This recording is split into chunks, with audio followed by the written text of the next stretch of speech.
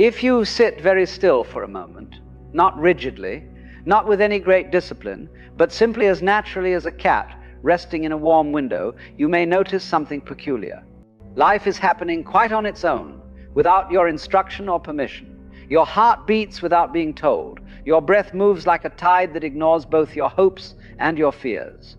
Thoughts rise like bubbles and vanish like mist, while sensations flicker and fade in an endless, effortless dance. And yet, for most of your life, you've been taught to imagine that you, a separate controller perched somewhere behind the eyes, are responsible for steering this entire cosmic symphony, as if life were a machine waiting for its little operator to press the right buttons. But the paradox, delicious, unnerving, liberating, is that you are not managing life at all. Life is managing you. Or better said, you and life are one continuous process, like a wave expressing the ocean. This, you see, is the art of letting life live through you. Now, that phrase might sound rather odd, perhaps even backwards. Letting life live through me. Isn't that what's already happening? Precisely. But you have forgotten the obvious. You've been taught to resist, to cling, to strive for control, as though existence were something external that must be subdued before it turns against you. You've been taught that life is a journey, a struggle, an exam, that you must acquire the right answers, the right skills, the right posture of mind. But imagine a tree standing in a gentle breeze. It does not try to be a tree. It does not anxiously inspect each leaf, nor does it attempt to calculate the exact degree of sunlight required for Tuesday. The tree simply grows. It leans when the wind leans. It rises toward the sky, not out of ambition, but out of its very nature. Life lives through it without the slightest resistance. You and I, however, have become terribly skilled at resisting. We resist uncertainty, resist discomfort, resist the flowing, shifting texture of reality. And in resisting, we imagine ourselves separate a little ego, defending its territory, trying desperately to guide the river of time with the delicate paddle of thought. But tell me, has the river ever obeyed the paddle? You see, every attempt to seize control is at its core a subtle refusal to trust the very life that brought you forth. It's like a dancer suddenly doubting the next step in a dance that is already moving her feet. When you stop trusting the movement, you stumble. Yet the dance never stops. Only your participation in its grace does. Letting life live through you is not passivity. Oh no, quite the opposite. It is the recognition that your actions, your choices, your inspirations arise from the same source that paints the skies at dusk and stirs the oceans in their depths. The question is not, how can I control life? The question is, can I relax enough to allow life to express itself through me? Imagine for a moment that life is a great musician and you are its instrument. When you cling, tighten, or force, the music becomes strained.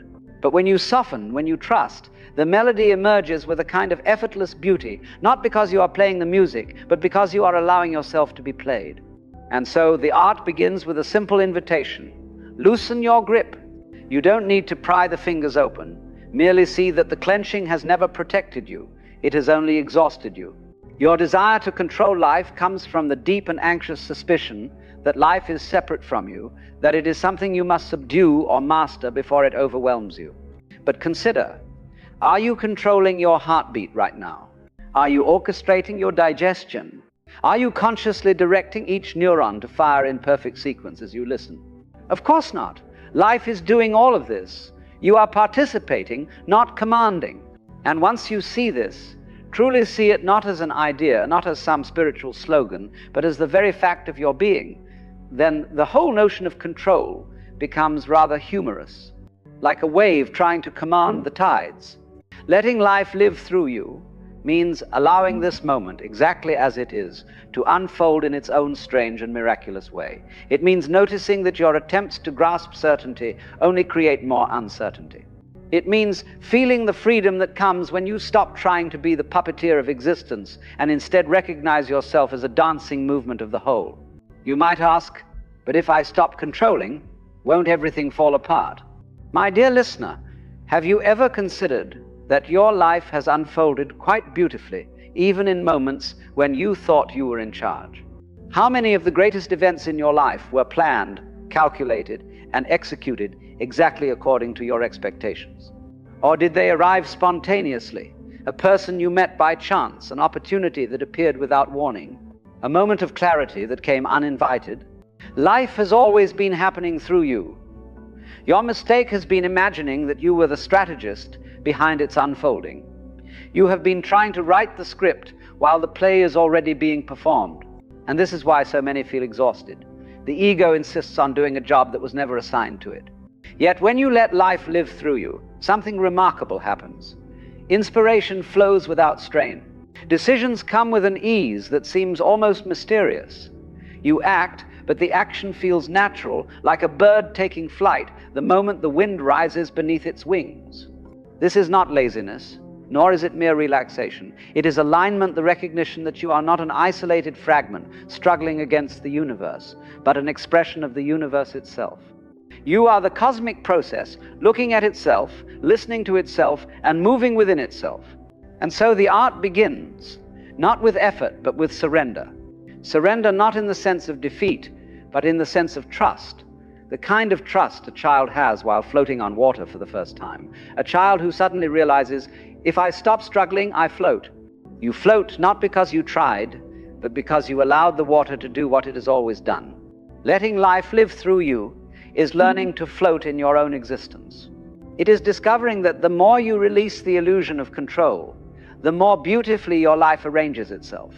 Tensions unwind, possibilities open, and you find yourself participating in the world from a place of ease instead of fear.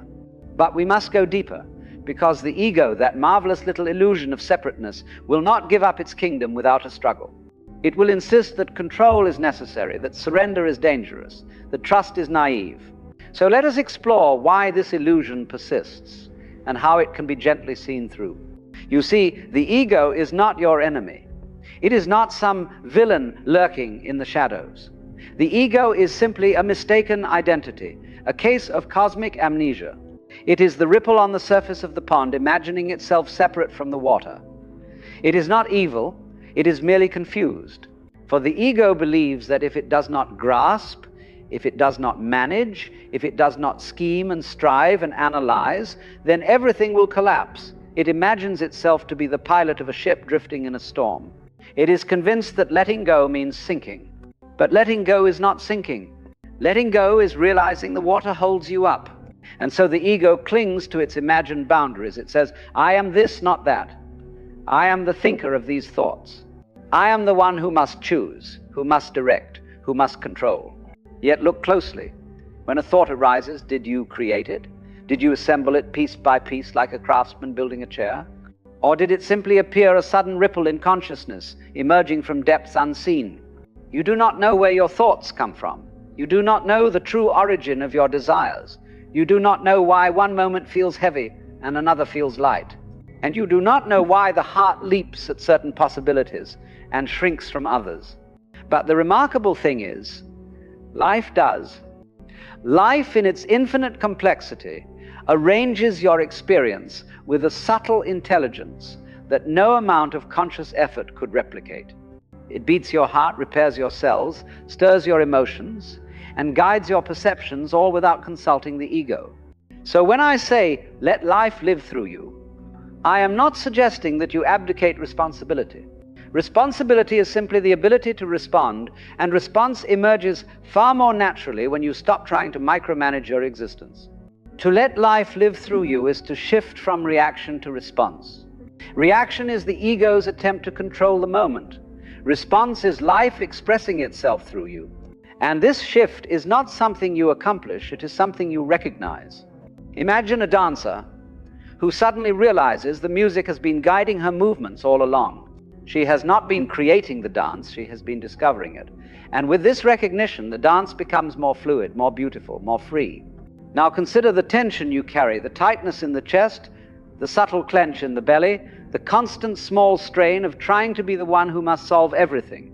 Feel how exhausting it is to pretend to be a separate controller of the universe. This exhaustion, this yearning for rest, is not a flaw. It is the whisper of life calling you home. Home to the ease of being. Home to the simplicity of trust. Home to the natural state you knew as a child before you were taught that life must be conquered or earned. Children do not try to control the world, they participate in it. They run because running feels like flying. They laugh because laughter bursts forth like a fountain. They cry because the moment invites tears. There is no hesitation, no analysis, no self-surveillance. We spend our adulthood trying to return to that effortless spontaneity. The tragedy and the comedy is that this spontaneity was never lost.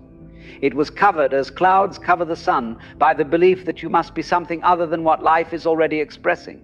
Letting life live through you is allowing the clouds to pass, not forcing them away, simply noticing that they move on their own. For everything moves on its own. The seasons change without your command. Your heartbeat pulses without your will.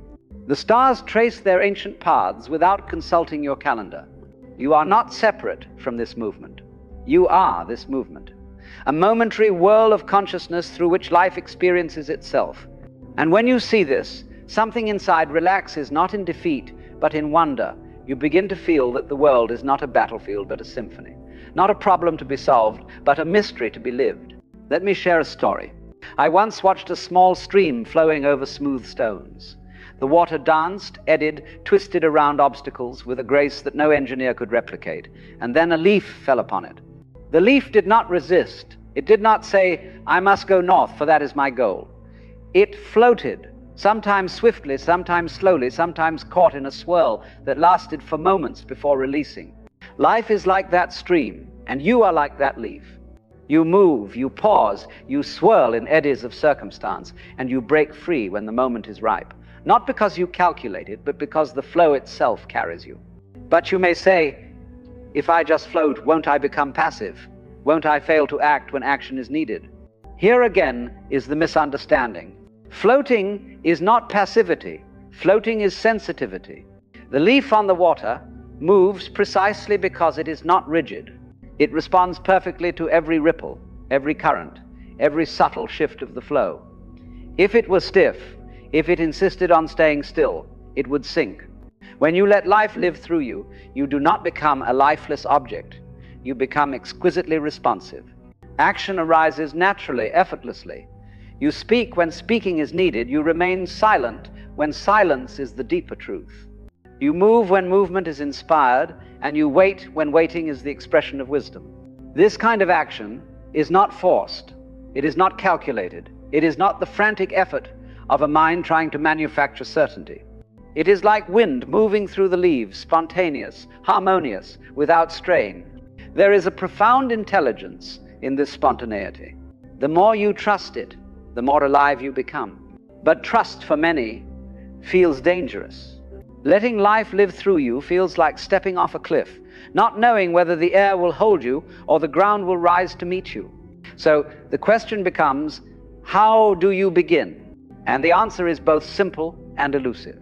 You begin by noticing the movement of life within you, the breath, the sensations, the emotions, without trying to control them. This is the first gesture of surrender. It is the recognition that you are not the commander of consciousness, but its witness. You are life observing itself. And what you observe is always changing, always flowing, always emerging from depths beyond thought. As you notice this, something loosens the sense of grasping. And with that loosening comes a space. In that space, life begins to reveal its natural rhythm. You find yourself breathing more deeply, thinking more clearly, feeling more freely, being more fully. And you realize that this has nothing to do with effort. It is simply what happens when the ego stops trying to run the show. In the next movement of our exploration, let us go deeper into this loosening, into the art of allowing emotion, uncertainty, and transformation to unfold without resistance. For this is where letting life live through you becomes more than a concept. It becomes a lived, breathing reality. Now, when we speak of loosening, of allowing life to live through you, we inevitably come to one of the most misunderstood territories of human experience: emotion.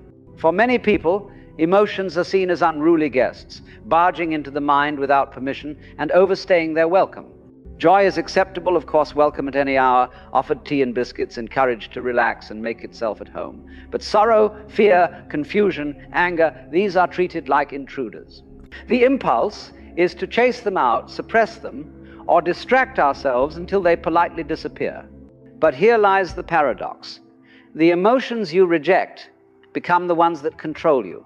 And the emotions you allow, the ones you permit to move through you without resistance, are the ones that complete their natural cycle and dissolve.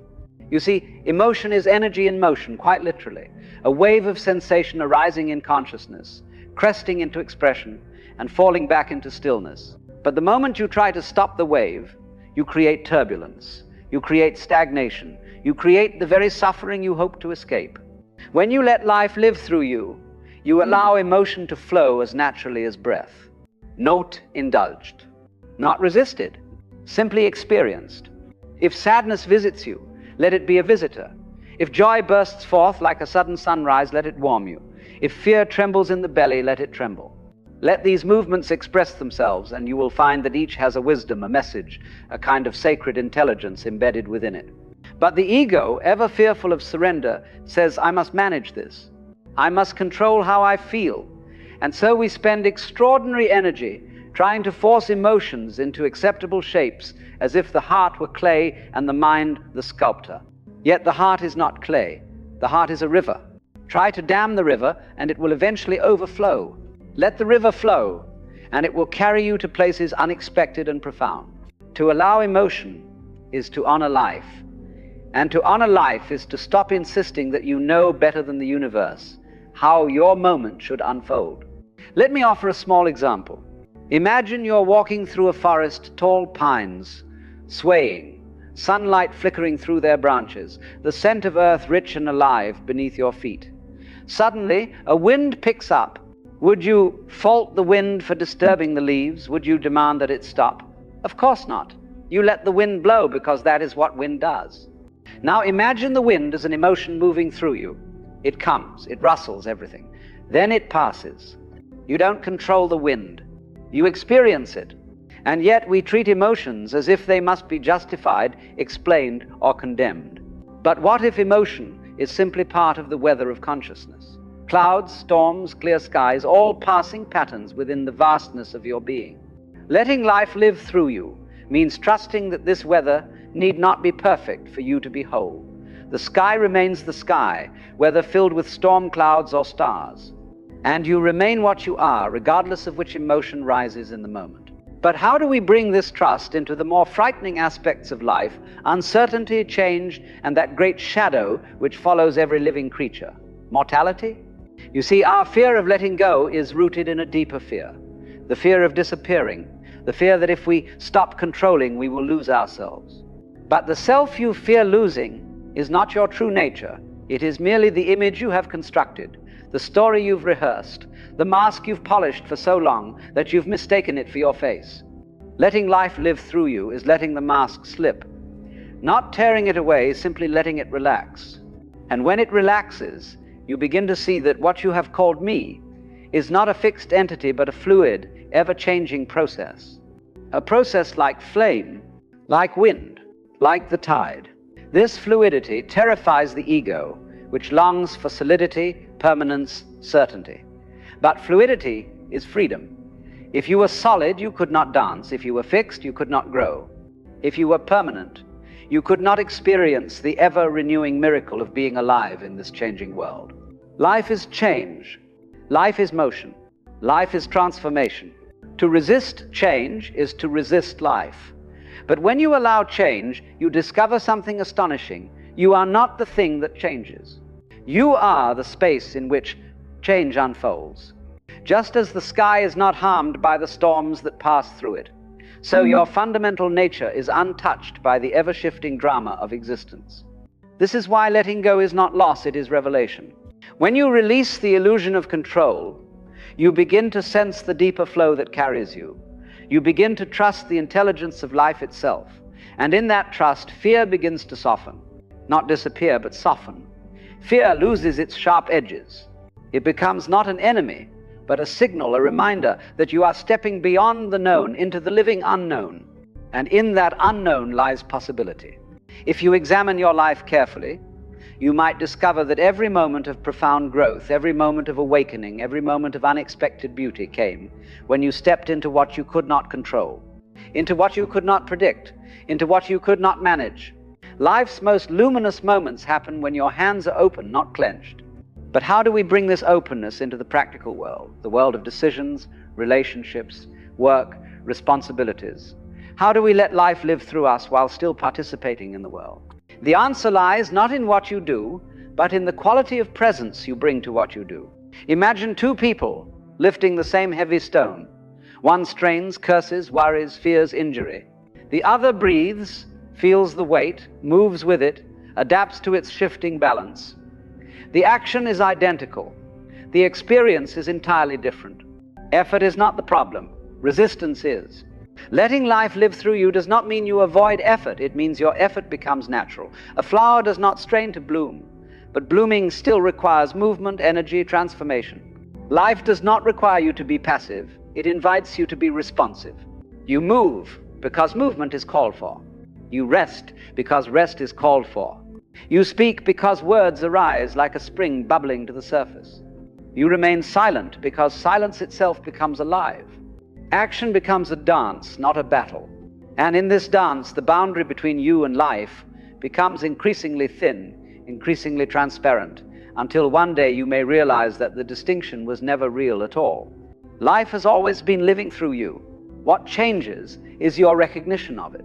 In the next movement of our exploration, let us turn toward this recognition, this shift in perception that reveals life not as something you possess, but as something you are.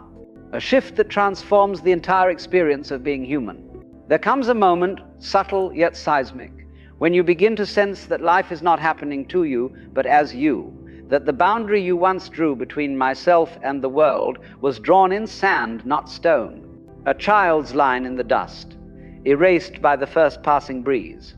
For most people, life feels like a foreign landscape, unpredictable, threatening, demanding constant vigilance. They feel like wanderers in an alien territory, clutching maps that never quite match the terrain. But the strange and beautiful truth is that the terrain is not foreign at all. It is your own expression, your own unfolding, your own being appearing in myriad forms. Look at your hand for a moment. Move your fingers. You do not tell each muscle what to do. You simply intend to move, and movement happens. Now imagine expanding that sense of effortless participation to the entire field of your experience, the sounds you hear, the people you meet, the events that arise, the emotions that ripple through you. All of it is part of a wider movement in which you are a living center, not an isolated fragment. To let life live through you is to begin shifting from the contracted perspective of I am a separate being navigating the world to the more spacious realization that I am the world experiencing itself through this particular lens. This shift does not inflate the ego, it dissolves it. It does not make you grandiose, it makes you intimate with everything. For when you no longer see yourself as separate, every encounter becomes a meeting of the same essence in different forms. The person who angers you shows you an aspect of yourself you have not yet understood. The person who inspires you reflects a possibility already blossoming within you. The stranger walking past you on the street is not other. They are another expression of the same life breathing your lungs. When you see this, compassion arises naturally, not as a virtue you must cultivate, but as the inevitable consequence of understanding your place in the cosmic dance. But this understanding is not grasped through effort, through intellectual analysis, through force. It arises when you become quiet enough inside to notice what has always been there, a kind of spaciousness, a kind of openness, like a room you have lived in your entire life but never truly seen. The key is stillness, not the stillness of suppression, not the stiff stillness of forced meditation, but a simple willingness to pause, to breathe, to allow the moment to be as it is. In that pause, you begin to sense that life is not a series of obstacles, but a continuous expression. Consider the way a seed becomes a flower. The seed does not rush. It does not set goals. It does not fear failure. It simply responds to the conditions around it, the warmth of the sun, the richness of the soil, the presence of rain. Growth happens through responsiveness, not through willful ambition. And so it is with you. Life whispers through sensations, intuitions, impulses, and subtle movements of energy long before your mind interprets them. If you become sensitive to these whispers, you begin to act from a deeper intelligence than thought alone. You begin to move as naturally as a flower turns toward the light. But this sensitivity requires a softening, a willingness to trust that life in its mysterious unfolding, is wiser than your plans. Not because your plans are bad, but because they are partial. They lack the vast perspective that life itself possesses, a perspective shaped by countless interconnected factors beyond the reach of thought. Letting life live through you means allowing this greater intelligence to guide you not as an external force, but as your own deeper nature. And yet, people often ask, how do I trust life when life has been painful? How do I surrender to a flow that seems sometimes harsh, sometimes indifferent? This question arises from a misunderstanding. Trusting life does not mean expecting life to be comfortable. It means understanding that life is not obligated to fulfill your preferences, because your preferences are shaped by a mind that sees only a tiny fragment of the whole. Imagine a wave complaining to the ocean, saying, "Why must I rise and fall? Why can't I remain still?" The ocean might respond, "Because your rising and falling is my very expression." And if the wave could understand this, it would not feel victimized, it would feel whole. Your life, in all its joys and sorrows, is the ocean expressing itself as a wave. Trust does not mean believing everything will go as you want.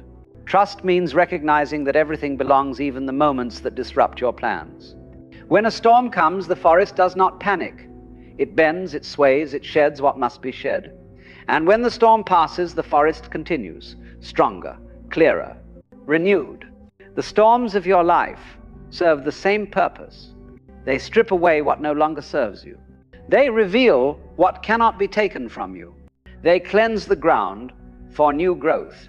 But only if you allow them. Only if you stop resisting every gust of wind, every crack of thunder, every unexpected turn of fate. Life is not punishing you. Life is shaping you.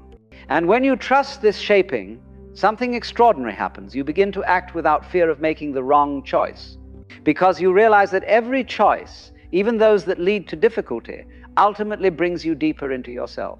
Letting life live through you frees you from the tyranny of perfection. You stop trying to curate your existence into a tidy narrative.